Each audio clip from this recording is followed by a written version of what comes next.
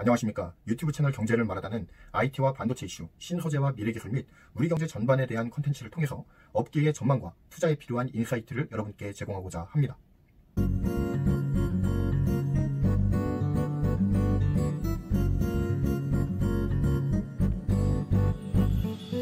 시장조사업체인 D램 익스체인지에 따르면 지난달에 PC용 D램의 고정거래 가격은 3.13달러였습니다.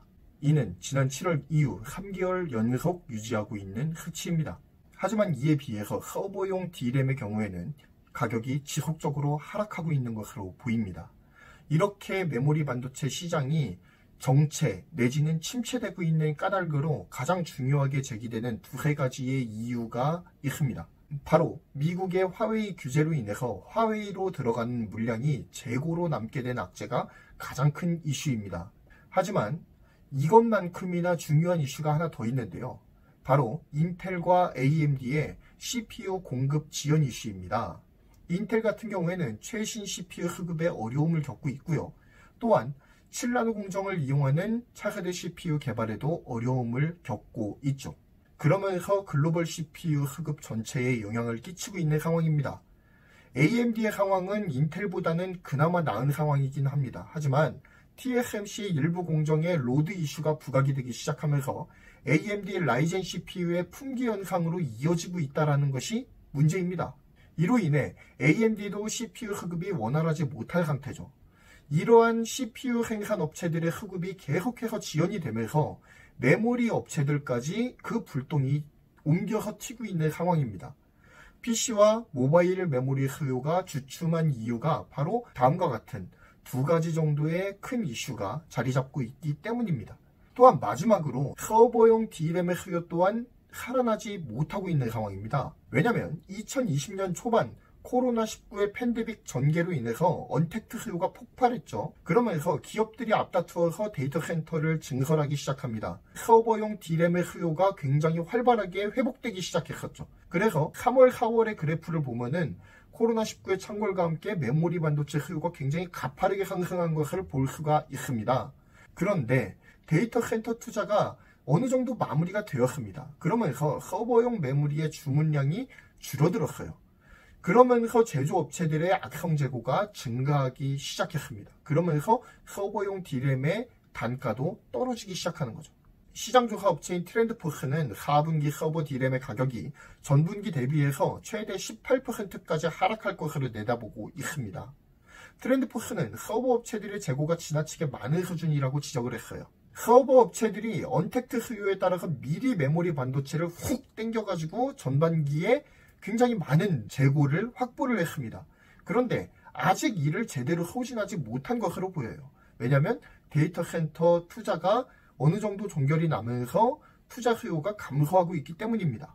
따라서 지금 쌓여있는 서버용 D램의 악성 재고가 해소되기까지는 한두 분기 정도의 시간이 더 필요할 것으로 분석이 됩니다.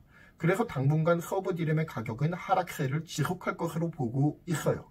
이렇게 메모리 반도체의 가격이 하락을 하면서 그 직격탄은 굴지의 메모리 반도체 생산업체인 삼성전자와 하이닉스에게 돌아올 것으로 보입니다. 왜냐하면 두 회사 모두 메모리 반도체가 회사 매출에 차지하는 비중이 굉장히 높기 때문입니다. 삼성전자의 경우를 한번 살펴보겠습니다. 삼성전자의 경우에는 2020년도 2분기 매출을 기준으로 했을 때 반도체 전체 매출이 18조 2,300억 원이에요. 그 중에서 메모리 반도체가 차지하는 비중은 얼마나 될까요? 메모리 반도체의 매출은 14조 6,100억 원입니다. 어마어마하죠? 약 80% 이상에 달합니다. 파운드리 매출이 유의미하게 성장하고 있다고 하지만 아직 메모리를 대체할 만큼의 파급력을 갖추고 있지 못한 것이 사실이고요. 메모리 반도체 위주의 사업 구조에서 아직도 탈피하지 못하고 있는 모습을 보여주고 있는 것이 삼성전자의 현 주소입니다. 아직 갈 길이 멀었다는 거예요. 아직도 캐시카우는 메모리 반도체라는 겁니다. 자, 그렇다면 하이닉스는 어떨까요? 하이닉스는 전형적인 메모리 반도체 제조업체예요. 사업 포트폴리오의 대부분이 메모리 반도체로 구성이 되어 있습니다. 전체 매출의 70% 정도가 D램 매출이에요. 그리고 23% 정도가 낸드 플래시거든요. 그러니까 자그마치 93%가 메모리 반도체 매출로 먹고 사는 회사가 바로 하이닉스라는 겁니다. 전체 D램 매출액 중에 절반 정도에 해당하는 50% 정도가 서버 D램의 매출액이라는 것도 하이닉스를 어렵게 만드는 장본인입니다. 자, PC용 D램의 경우에는 보합세예요. 3.13달러에서 떨어지지도 올라가지도 않고 있습니다. 하지만 서버용 D램의 경우에는 그 떨어짐의 속도가 굉장히 가파르게 떨어지고 있기 때문에 하이닉스에게는 삼성전자가 받는 충격보다 훨씬 더 강력한 충격으로 다가올 수밖에 없는 거죠. 적어도 2020년 4분기는 우리나라 반도체 기업에게는 혹독한 분기가 될 것으로 보입니다. 그야말로 혹한기를 띄는 거죠. 자, 그렇다면 해결책은 과연 없는 걸까요? 사실 메모리 반도체 중심의 사업 구조를 단기간에 바꿀 수는 없기 때문에 당장의 효용 가치가 있는 대책은 없는 상황입니다. 하지만 반도체는 산업의 흐름에 따라서 일정한 사이클을 그리면서 움직인다는 점에 착안해야 될 필요가 있습니다. 이는 지금 메모리의 수요가 가라앉아 있다고 하더라도 언젠가는 다시 한번 상승의 모멘텀이 일어날 것이라는 예상이 가능하게 합니다. 또한 상승이 지나고 난 다음에는 혹독한 하락의 위험도 함께 내포하고 있다는 점도 우리들이 기억을 해야 된다는 거죠. 메모리 반도체의 경우 비메모리 반도체에 비해서 반도체 산업의 사이클의 영향을 매우 많이 받습니다. 왜냐하면 소품종 대량 생산을 통해서 규모의 경제를 추구하기 때문입니다.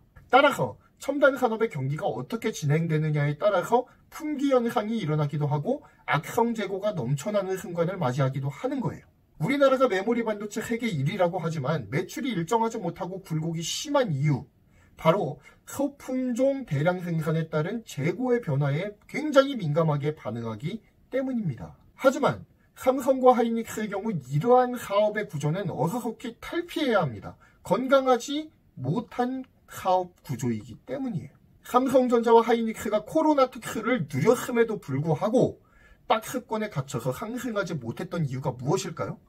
바로 메모리 일변도의 사업 구조와 무관하지 않다는 거예요. 메모리에 갇혀 있으면 반도체 산업 경기의 영향을 지속적으로 받게 될 수밖에 없습니다. 메모리 반도체 경기 사이클이라고 하는 리스크를 계속해서 안고 가야 된다는 이야기를 드리는 겁니다. 그래서 오늘은 삼성과 하이닉스가 이러한 메모리 일변도의 사업 구조 탈피를 위해서 어떤 노력을 하고 있는지, 그리고 그 성과는 어느 정도인지 그것에 대해서 간단하게 살펴보는 시간을 좀 더 가져보기로 합시다.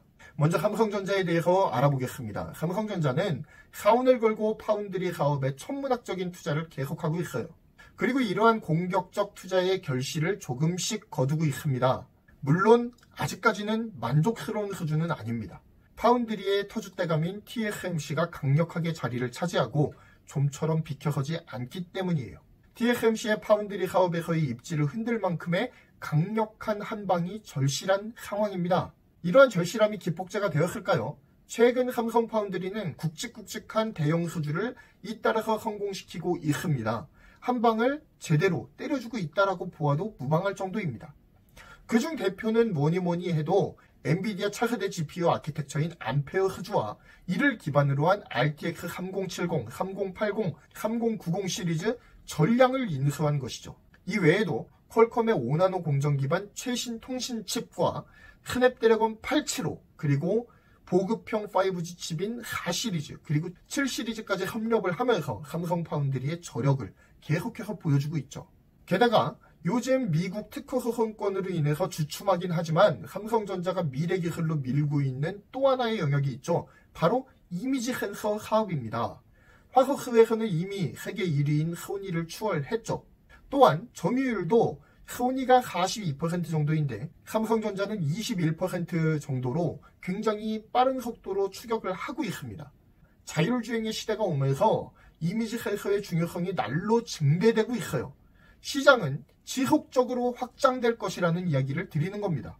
게다가 IoT가 활성화되면서 점점 더 많은 전자기기에 이미지 센서나 아니면 바이오 센서들이 계속해서 들어가기 시작할 거예요. 그래서 센서 시장은 앞으로도 노다지가 열린 시장이다 라고 볼 수가 있는 겁니다. 바로 그 이미지 센서 시장에 삼성전자가 유의미한 성과들을 계속해서 내고 있다는 것입니다. 따라서 삼성전자가 이미지 센서 사업을 잘 키워나간다라고 한다면 앞으로 메모리 사업을 대체할 수 있는 새로운 캐시카우로 군림할 가능성도 배제하지 못할 것 같아요. 비록 지금은 미미한 수준의 매출이지만 지속해서 이미지 센서 사업을 확장시키고 있기 때문에 이 부문에서의 유의미한 성장도 기대하면서 눈여겨봐야 될 대목입니다. 이렇게 삼성전자가 비메모리 부문에서 유의미한 성과를 내면서 사업 다각화에 어느 정도 성공하는 그림을 그리고 있는 반면 하이닉스는 아직은 갈 길이 멀어요. 하이닉스도 파운드리 사업에 비교적 늦게 발을 들이밀었습니다. 하지만 진입이 너무 늦었기 때문에 유의미한 매출이 일어나고 있지는 않은 상황이에요. 하이닉스 시스템 IC, 즉 하이닉스의 파운드리 사업을 살펴보면 자사의 저화소 이미지 센서라든지 아니면 전력관리 반도체 등이 주요한 하이닉스 시스템 IC의 사업 영역입니다. 자사 이미지 센서 브랜드인 블랙펄을 런칭하긴 했지만 사업의 진입이 늦은 까닭에 유의미한 매출을 기대하기 위해서는 적어도 1년 이상은 꾸준하게 투자하면서 기다려야 하는 상황이에요. 이런 데에다가 하이닉스가 D램 위주의 사업 영역을 탈피하기 위해서 전략 사업으로 삼고 있는 낸드 플래시 사업 또한 녹록지가 않은 상황입니다. 삼성전자가 D램에 이어서 이 낸드 플래시에서도 압도적인 점유율을 가지는 세계 1위예요. 그런 데에다가 SK하이닉스가 상당 지분을 투자한 낸드 플래시 세계 2위 키옥시아의 상장이 번번이 좌절되고 있습니다. 그러면서 낸드 플래시 사업에서의 유의미한 성과를 거두지 못하고 있어요. 하이닉스 자체적으로만 따지면 세계 5위 수준의 점유율을 가지고 있는데요. 이것만으로는 부족하다라는 것이죠. 그래서 이 세계 5위 수준의 점유율을 어떻게 해서든 끌어올리지 않으면 상당히 어려운 시절이 계속되지 않을까라는 조심스러운 예측을 해봅니다.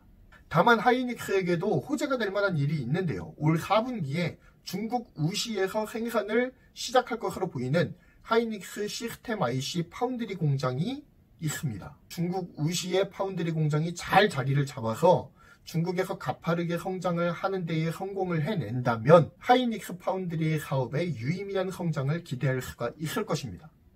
중국의 파운드리 수요를 책임져주던 SMIC가 미국 규제 때문에 어려움을 겪게 된 상황 또한 하이닉스에게는 반사 이익으로 작용할 가능성이 크죠. 하이닉스가 더 나은 성장 동력을 찾기 위해 애쓰는 모든 시도들이 좀 좋은 결과로 이어지길 바랍니다. 삼성전자는 지금 그것을 해내고 있어요. 그런데 하이닉스는 아직까지는 갈 길이 멀다라는 것입니다. 그러므로 하이닉스가 지금 미래를 선도하기 위해서 투자하고 있는 그 모든 사업 영역 가운데에는 앞으로도 천문학적인 자원들이 더 투입이 되어야 되는 굉장히 어찌 보면은 조금은 리스크가 큰 상황인 것이죠. 그래서 하이닉스가 모든 사업 영역에서 좀 두각을 나타낼 수 있도록 우리의 응원과 관심이 필요한 때인 것 같습니다. 이상 경제를 말하다 모든 방송을 마무리하겠습니다. 본 정보가 조금이라도 유용하셨다면 구독, 좋아요, 알림 설정 꼭 부탁드리겠습니다. 감사합니다.